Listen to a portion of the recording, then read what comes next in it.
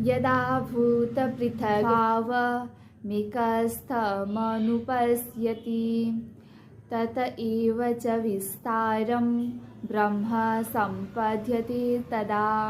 भगवान श्रीकृष्णले अर्जुनलाई भन्दै हुनुहुन्छ, जब कुनै व्यक्ति सबै प्राणीहरूका विभिन्न अवस्थाहरूलाई एउटै स्रोत या परमात्मामा स्थित देख्दछ र त्यस परमात्माबाटै सबैको विस्तार भएको बुझ्दछ, त्यतिबेला ऊ ब्रह्ममा एकाकार हुन्छ, अर्थात् उसले त्यो बेला परब्रह्मलाई प्राप्त गर्छ।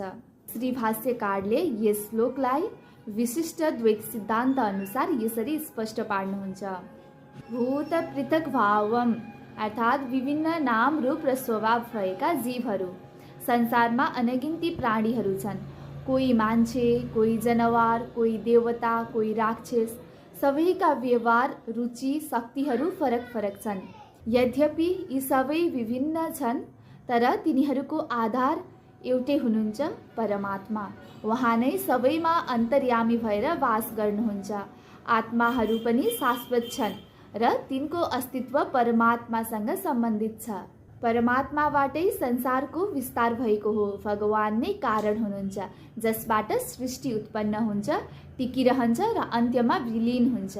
जो यो सत्यलाई अनुभवपूर्वक बुझ्दछन्, उनीहरू परमात्मासँग एकत्वमा पुग्दछन्।